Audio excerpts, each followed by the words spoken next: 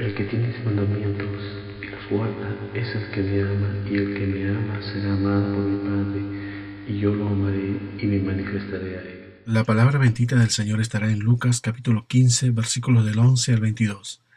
También dijo: un hombre tenía dos hijos, y el menor de ellos dijo a su padre: Padre, dame la parte de los bienes que me corresponde, y le repartió los bienes.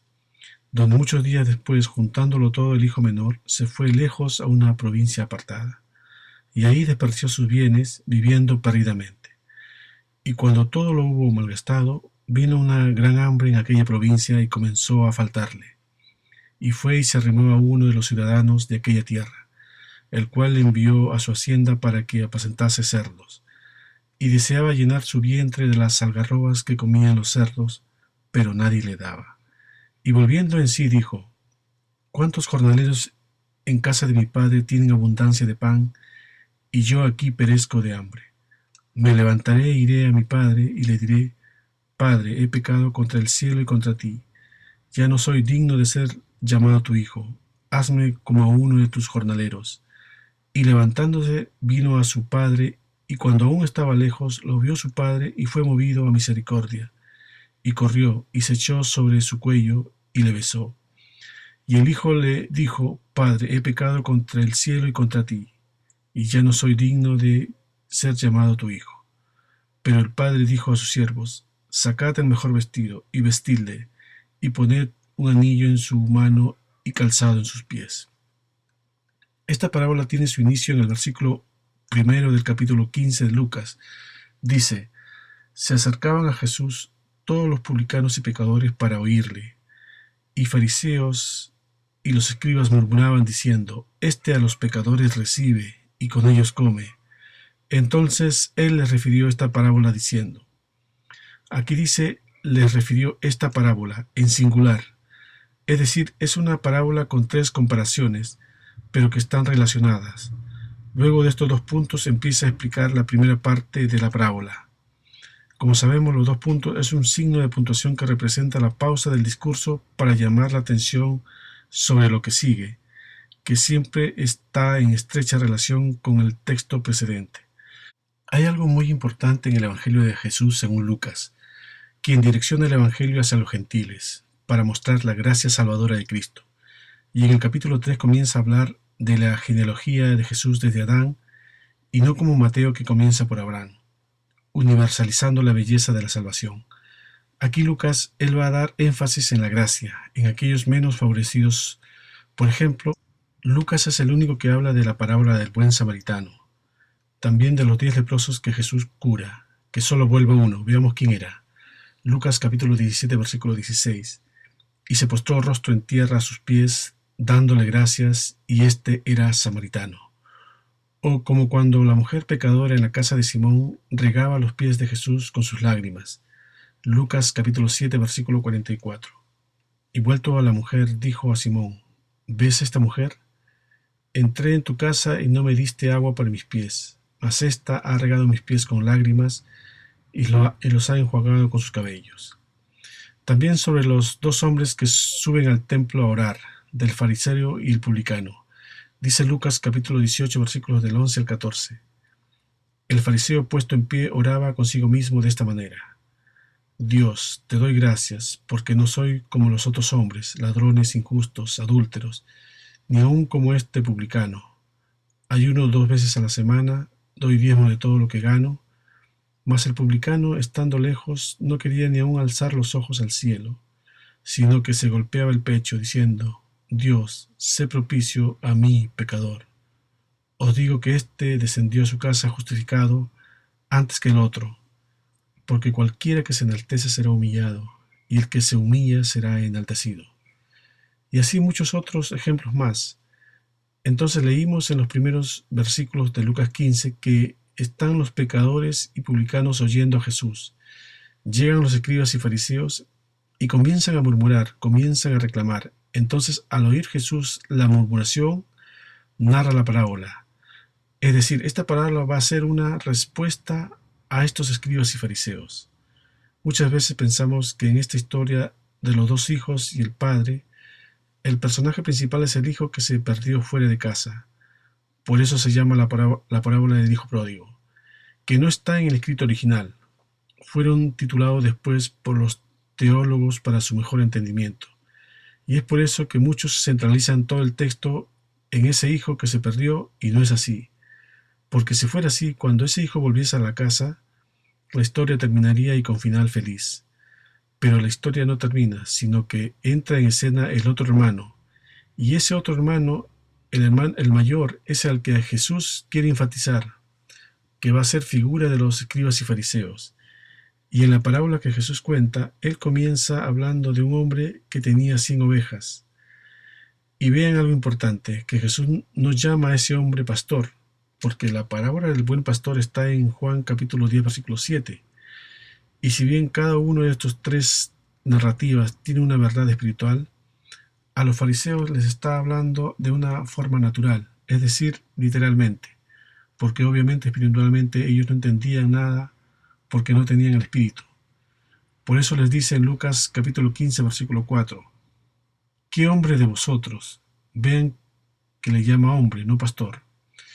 ¿Qué hombre de vosotros teniendo 100 ovejas, si pierde una de ellas, no deja las 99 en el desierto y va tras la que se perdió hasta encontrarla? Y cuando lo encuentra lo pone en sus hombros gozoso y vuelve con mucha alegría. Luego en la secuencia él va a hablar de una mujer que tiene 10 dracmas y pierde uno y ella va a encender la lámpara.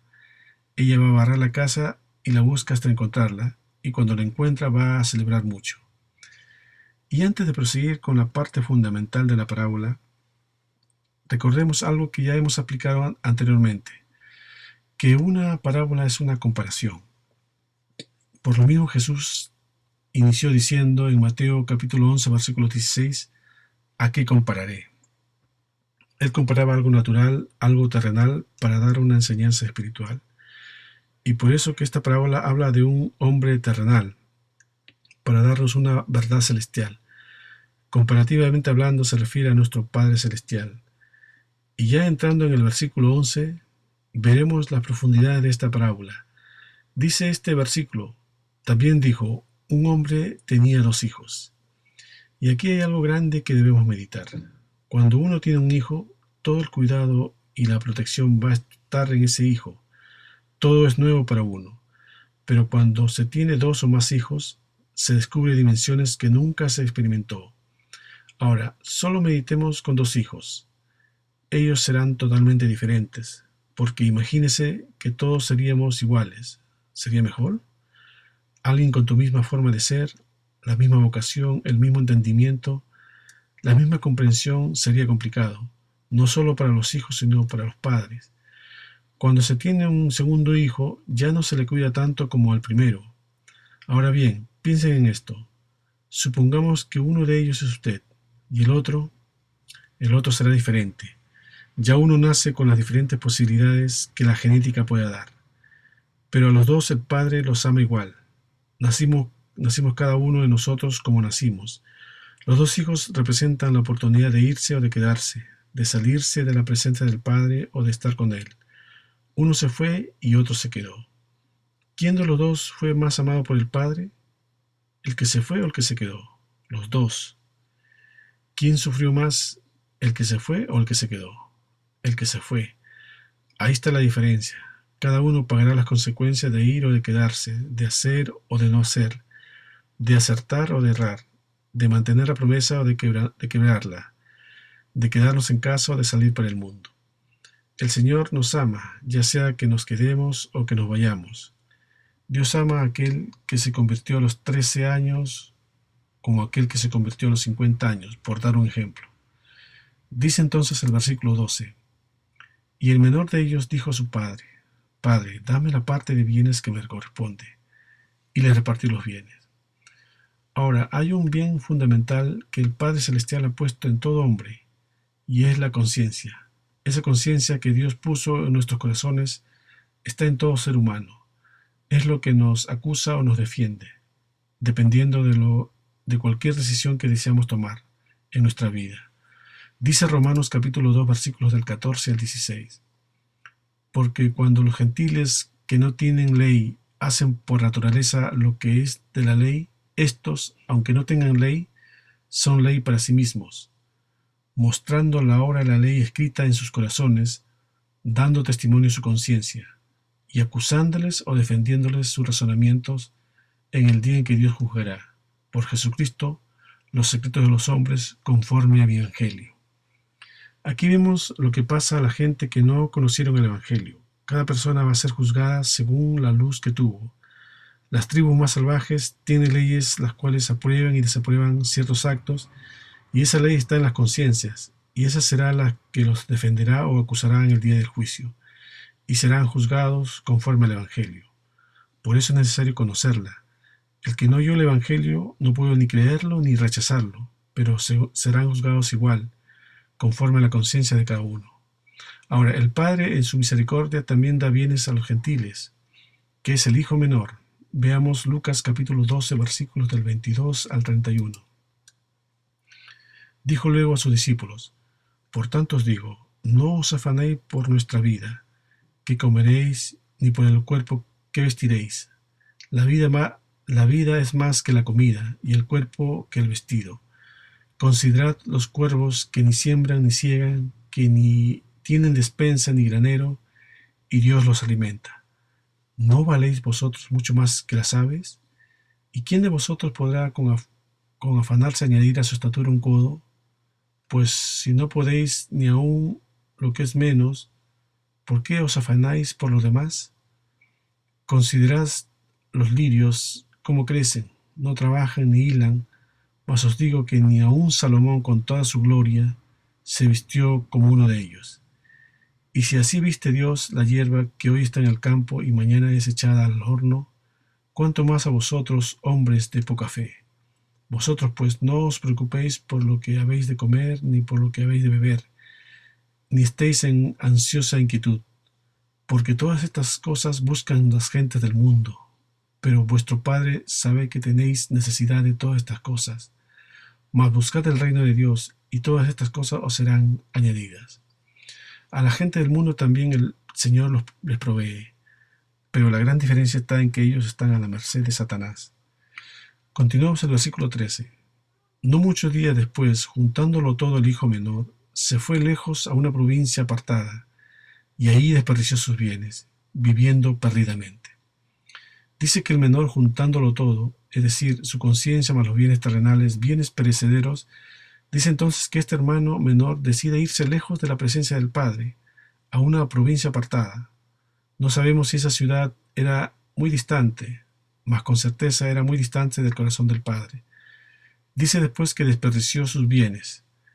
Dice Tito capítulo 1 versículo 15: Todas las cosas son puras para los puros, mas para los corrompidos e incrédulos nada le es puro, pues hasta su mente y su conciencia están corrompidas. Con esta conciencia corrompida uno vive perdidamente. Dice 1 Timoteo capítulo 5 versículo 6: Pero la que se entrega a los placeres viviendo está muerta. Versículo 14 de nuestro texto principal. Y cuando todo lo hubo malgastado, vino una gran hambre en aquella provincia y comenzó a faltarle. Este hijo ya no tenía nada, vacío completamente, sin vida, en depresión, en angustia, y en aquella provincia hubo hambre, hubo escasez del pan celestial, comenzó a faltarle lo que él había desechado. Versículo 15. Y fue y se arrimó a uno de los ciudadanos de aquella tierra, el cual envió a su hacienda para que apacentase cerdos. Obviamente en aquella tierra no había cosa buena, nada que no venga del Padre Celestial es bueno. Dice Marcos capítulo 10 versículo 18. Jesús le dijo: ¿Por qué me llamas bueno? Ninguno hay bueno sino solo uno, Dios. Dice que se arrimó a alguien de esa tierra, quien le dio el trabajo de apacentar cerdos, lo más indigno que podía haber, que cuidase de aquel animal inmundo, que cuidase de las inmundicias de este mundo. Dice el versículo 16: Y deseaba llenar su vientre de las algarrobas que comían los cerdos, pero nadie le daba. Veamos qué dice la escritura de estos animales. Deuteronomio capítulo 14 versículo 8. Ni cerdo, porque tiene pezuña hendida, mas no rumía, os será inmundo. De la carne de estos no comeréis, ni tocaréis sus cuerpos muertos. Espiritualmente hablando, los cerdos son las personas que no tienen a Dios. Comen de las algarrobas y desperdicios, no rumean, es decir, no meditan. Meditar en el original es rumiar. Comen de lo que les da el mundo, no de la palabra de Dios. Dice Mateo capítulo 6, versículo 6. No deis lo santo a los perros, ni echéis vuestras perlas delante de los cerdos, no sea que los pisoteen y se vuelvan y os despedacen. Dice Marcos capítulo 5, versículos del 12 al 14. Y le rogaron todos los demonios diciendo, envíanos a los cerdos para que entremos en ellos. Y luego Jesús les dio permiso. Y saliendo aquellos espíritus inmundos entraron en los cerdos, los cuales eran como 2000. Y el hato se precipitó en el mar por un despeñadero, y en el mar se ahogaron. Y los que apacentaban los cerdos huyeron y dieron aviso en la ciudad y en los campos, y salieron a ver aquello lo que había sucedido. Llegamos entonces a la parte central del mensaje. Viene la secuencia principal de la narración. Si la oveja fue perdida y fue alguien atrás, y si el dracma fue perdida y fue alguien atrás, entonces si el hijo se perdió, era preciso que alguien debería ir atrás. ¿Y quién? ¿Quién era el que debería ir atrás? No era el padre, porque en la cultura judaica el responsable por los hermanos más menores era el hermano mayor. Y recuerda que cuando Abel muere, Dios le pregunta a Caín. Veamos Génesis capítulo 4, versículo 9. Y Jehová le dijo a Caín, ¿dónde está Abel tu hermano? Y él respondió, no sé, ¿soy yo acaso guarda de mi hermano? En la lógica del mensaje de hoy, el hermano mayor debería ir tras del hermano menor. Él pudo haber dicho, padre, este hermano actuó erróneamente, él fue precipitado, él está afuera, tengo el presentimiento que está mal, yo voy tras de él. Pero el hermano mayor se quedó en casa, porque era justamente ese el papel de los escribas y fariseos. Ellos decían que publicanos y pecadores y toda esa clase de gente deberían de permanecer perdidos, que no merecían ser asistidos, y ellos se quedaban en su religión con sus brazos cruzados. Y Jesús le está diciendo, ustedes son esos hermanos mayores que deberían haber ido tras los que se perdieron fuera de casa. Es en ese sentido que Jesús habla de la oveja perdida y de la moneda perdida. Recuerden que cuando Jesús entró cierto día a una sinagoga, los fariseos comienzan a decir que es sábado y que no se puede curar en ese día. Y Jesús le responde en Mateo capítulo 12, versículos del 11 al 12, y les dijo, ¿qué hombre habrá de vosotros que tenga una oveja, y si ésta cayere en un hoyo en día de reposo, no le eche mano y la levante? Pues cuánto más vale un hombre que una oveja. Por consiguiente, es lícito hacer el bien en los días de reposo. Jesús le está diciendo, cuando se trate de una oveja propia, cuando se trate de algún dinero, ustedes van tras ello para buscarlo, se desdoblan. Cuando se trata de favor propio, ustedes persiguen hasta conseguirlo. Pero cuando se trata de personas, ustedes se cruzan de brazos. Así eran los pastores de Israel. Ellos mismos se apacentaban. Se dedicaban a ellos en sus deseos y placeres. Dice Ezequiel capítulo 34, versículo 2. Hijo de hombre, profetiza contra los pastores de Israel. Profetiza y di a los pastores. Así ha dicho Jehová el Señor. Ay de los pastores de Israel que se apacientan a sí mismos. ¿No apacientan los pastores a los rebaños? Esto decía de los escribas y fariseos que eran ávaros. Dice Lucas capítulo 16 versículos del 13 al 14. Ningún siervo puede servir a dos señores, porque o aborrecerá a uno y amará a otro, o estimará al uno y menospreciará al otro. No podéis servir a Dios en las riquezas. Y oían también todas estas cosas los fariseos que eran ávaros y se burlaban de él. Estos escribas y fariseos se apacentaban a ellos mismos. Por eso vino nuestro verdadero hermano a rescatarnos. Dice Hebreos capítulo 2 versículo 11. Porque el que santifica y los que son santificados, de uno son todos, por lo cual no se avergüenza de llamarlos hermanos, diciendo, anunciaré a mis hermanos tu nombre, en medio de la congregación te alabaré, y otra vez yo confiaré en él, y de nuevo he aquí yo y los hijos que Dios me dio. Dios el Padre salva por medio de Jesús. y para los dos la vida vale más. Y cuando una persona se convierte a Él también celebra, porque para el Padre la vida vale más. Lucas capítulo 10, versículo 2. Y les decía: la mies a la verdad es mucha, mas los obreros pocos. Por tanto, rogad al Señor de las mies que envíen obreros a sus mies. Hay mucha gente que está en necesidad espiritual. Algunos se están arrepintiendo, pero no hay muchos obreros que los guíen, no hay muchos obreros que amen a Cristo. Esta es una forma de amar a Cristo. Dice Juan capítulo 21, versículo 17. Le dijo la tercera vez: Simón, hijo de Jonás, ¿me amas? Pedro se entristeció de que le dijese la tercera vez: ¿me amas? Y le respondió: Señor, tú sabes todo, tú sabes que te amo. Jesús le dijo: apacienta mis ovejas. Volvamos a nuestro texto principal en el versículo 17. Y volviendo en sí dijo: ¿cuántos jornaleros en casa de mi padre tienen abundancia de pan y yo aquí perezco de hambre? Aquí está la clave, la palabra clave: volviendo en sí. Este hijo menor dice así: me levantaré e iré. Él comienza a decidir. Y qué gran poder de decisión, que lo lleva rápidamente a una acción. Este hijo menor se levantó y se fue directamente al Padre, y la dirección es una sola. Versículos 18 y 19. Me levantaré e iré a mi Padre, y le diré: Padre, he pecado contra el cielo y contra ti. Ya no soy digno de ser llamado tu hijo. Hazme como a uno de tus jornaleros. Lo mismo le digo a alguien que se encuentre en esta situación, que se encuentre oyendo este mensaje, que se encuentre pensando y pensando y nunca decide.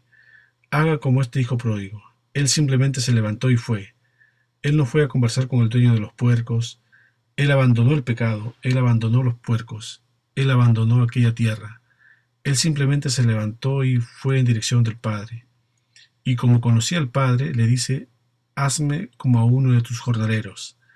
Él sabía que iba a estar muchísimo mejor que como estaba en aquella ciudad perdida. Versículos 20 y 21. Y levantándose vino su padre, y cuando aún no estaba lejos, lo vio su padre, y fue movido a misericordia. Y corrió, y se echó sobre su cuello, y le besó. Y el hijo le dijo: Padre, he pecado contra el cielo y contra ti, y ya no soy digno de ser llamado tu hijo. Este hijo vino humillado. Él no vino soberbiamente diciendo: aún eres mi padre, atiéndeme. Sino dijo: Padre, yo no soy digno de llamarme tu hijo. Era un individuo que conocía el carácter de su padre. Y vean la bondad del padre, que cuando él estaba lejos, corrió sobre su hijo. Y vean lo que hace el padre. Versículo 22. Pero el padre dijo a sus siervos: sacad el mejor vestido, y vestidle, y poned un anillo en su mano y calzado en sus pies. El mejor vestido es revestirlo de Cristo, dice Gálatas capítulo 3, versículo 27. Porque todos los que habéis sido bautizados en Cristo, de Cristo estáis revestidos. El anillo en su mano representa al Espíritu que sella, dice Efesios capítulo 1, versículo del 13 al 14. En él también vosotros, habiendo oído la palabra de verdad, el evangelio de vuestra salvación, y habiendo creído en él, fuisteis sellados con el Espíritu Santo de la promesa, que es las arras de nuestra herencia hasta la redención de la posesión adquirida, para alabanza de su gloria. Las arras es la señal o prenda del contrato para ser parte de la iglesia verdadera y esperar al esposo, a Cristo en su venida. Aquí quiero detenerme un poco. Mucha gente en la actualidad entiende la iglesia como un edificio. Esta no es la definición bíblica de la iglesia. La palabra iglesia viene de la palabra griega eklesia, que significa una asamblea o una convocatoria. La raíz del significado de la palabra iglesia no es un edificio, sino la gente. Es irónico que cuando le pregunta a la gente a cuál iglesia asisten, usualmente ellos dicen bautista, metodista u otra denominación. Muchas veces ellos se refieren a una denominación o un edificio. Pero vean lo que nos dice Romanos capítulo 16, versículo 5. Saludad también a la iglesia de su casa. Saludad a Epeneto, amado mío, que es el primer fruto de Acaya para Cristo. Vean que Pablo se refiere a la iglesia de su casa, de la casa de quien está escribiendo. No a un edificio que alberga la iglesia, sino al cuerpo de creyentes. La iglesia es el cuerpo de Cristo. Dice Efesios capítulo 1, versículos 22 y 23. Y sometió todas las cosas bajo sus pies, y lo dio por cabeza sobre todas las cosas a la iglesia, el cual es su cuerpo, la plenitud de aquel que todo lo llena en todo.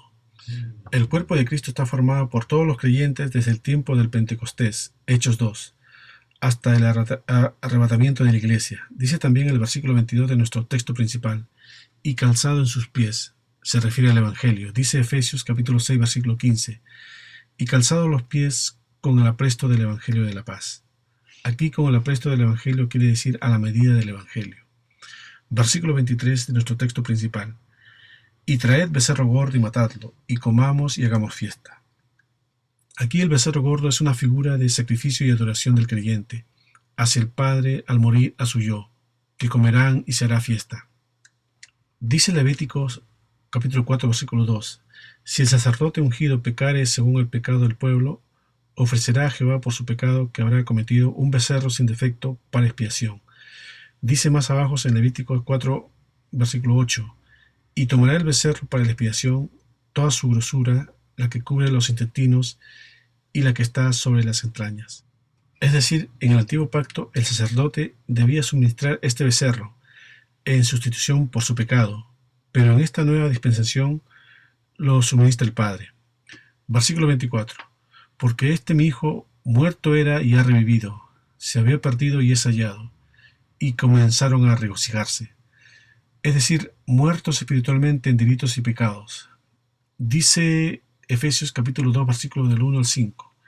Y Él os dio vida a vosotros, cuando estabais muertos en vuestros delitos y pecados, en los cuales anduvisteis en otro tiempo, siguiendo la corriente de este mundo, conforme al príncipe de la potestad del aire, el espíritu que ahora opera en los hijos de desobediencia, entre los cuales también todos nosotros vivimos en otro tiempo en los deseos de nuestra carne, haciendo la voluntad de la carne y de los pensamientos, y éramos por naturaleza hijos de ira, lo mismo que los demás. Pero Dios, que es rico en misericordia, por su gran amor con que nos amó, aun estando nosotros muertos en pecados, nos dio vida juntamente con Cristo, por gracia sois salvos. Versículo 25. Y su hijo mayor estaba en el campo, y cuando vino y llegó cerca de la casa, oyó la música y las danzas. Dice aquí, este hijo mayor estaba en el campo. ¿Y qué es el campo? Dice Mateo capítulo 13, versículo 38. El campo es el mundo. ¿Y qué es el mundo?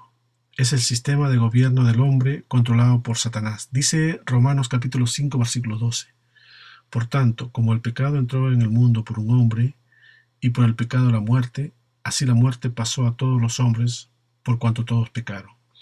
De hecho, según Strong número 2885, en el original griego quiere decir orden propio. Es decir, este hijo mayor estaba en la casa del padre carnalmente, y oyó la fiesta en que se estaba haciendo. Versículo 26. Y llamando a uno de los criados, le preguntó qué era aquello. Al parecer a este hijo no le gustaba que hubiera fiesta en su casa.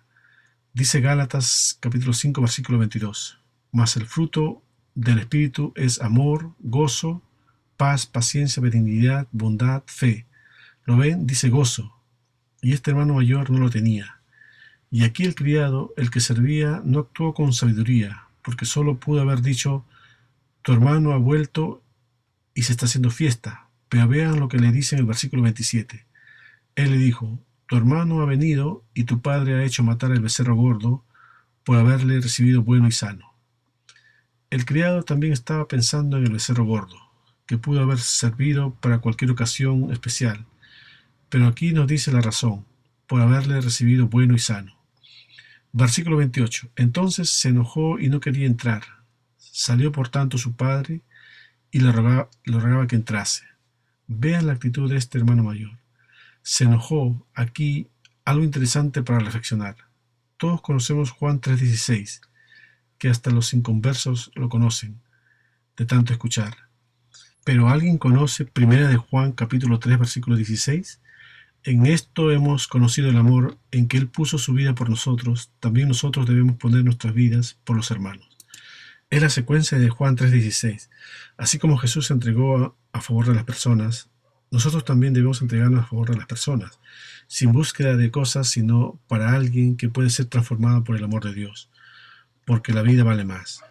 Versículos 29 y 30. Mas él respondiendo dijo al padre: He aquí tantos años te sirvo, no habiéndote desobedecido jamás, y nunca me has dado ni un cabrito para gozarme con mis amigos. Pero cuando vino tu hijo, que ha consumido tus bienes con rameras, has hecho matar para él el becerro gordo. Aquí algo interesante. Le dice este hijo mayor: yo te he servido muchos años y nunca te he desobedecido. Pero lo que a este hijo le faltó es el testimonio de Jesús. Dice Apocalipsis capítulo 12, versículo 17. Entonces el dragón se llenó de ira contra la mujer y se fue a hacer guerra contra el resto de la descendencia de ella, los que guardan los mandamientos de Dios y tienen el testimonio de Jesucristo. ¿Y cuál es el testimonio de Jesús? Dice la última parte de Apocalipsis capítulo 19, versículo 10. El testimonio de Jesús es el espíritu de la profecía, es decir, le faltó el amor de Dios. Recordemos que en esta parábola se está refiriendo a los escribas y fariseos como el hermano mayor. Dice Lucas capítulo 11, versículo 42. Mas ay de vosotros, fariseos, que diezmáis la menta y la ruda y toda hortaliza, y pasáis por alto la justicia y el amor de Dios. Esto os era necesario hacer sin dejar aquello. De hecho, en el versículo 29, solo pensaba en el cabrito, un sacrificio menor. Volvamos a Levítico capítulo 4, versículo 27 al 28. Si alguna persona del pueblo pecare por yerro, haciendo algo contra alguno de los mandamientos de Jehová en cosas que no se han de hacer y delinquiere, luego que conociere su pecado que cometió, traerá por su ofrenda una cabra sin defecto por su pecado que cometió. Dice Lucas capítulo 7, versículo 47. Por lo cual te digo que sus muchos pecados le son perdonados, porque amó mucho, mas aquel a quien se le perdona poco, poco ama. Vean el versículo 30. Este hermano se fue a ver a su hermano a esta ciudad distante, porque ¿cómo sabía que había gastado sus bienes en rameras? Es decir, fue a verlo, pero no lo trajo. No se preocupó por él. Ahora vean cómo le responde el padre en el versículo 31 y 32. Él entonces le dijo: Tú siempre estás conmigo, y todas mis cosas son tuyas. Mas era necesario hacer fiesta y regocijarnos, porque tu hermano era muerto y ha revivido, se había perdido y es hallado. En esta parábola hemos visto la misericordia de Dios, también el alejamiento del hijo menor, que estaba perdido, no tanto porque malgastó la herencia, sino porque dejó al padre. Y contrastamos con el hermano mayor, que estaba perdido de la misma manera, solamente que estaba perdido dentro de la casa. Estaba cerca pero estaba lejos. No tenía el corazón del padre. Es decir, en la provincia apartada había vicios, todo tipo de prostitución, todo lo ajeno a la vida de Dios, pero supuestamente en la casa del padre no había nada para perderse. El ambiente era totalmente distinto. Había culto, había gloria, había adopción, había propósito. Lo que al parecer este hijo mayor no entendió, lo que Cristo hizo por nosotros, quien nos da un modelo de cuánto nosotros debemos entregar en favor del hombre, porque el alma de los que no conocen a Jesucristo necesita ser rescatada. Jesús no vino aquí por las cosas. Nuestro Jesús no derramó ni una gota de sangre por las cosas. Él se entregó por todos nosotros para que tengamos vida eterna. Amén.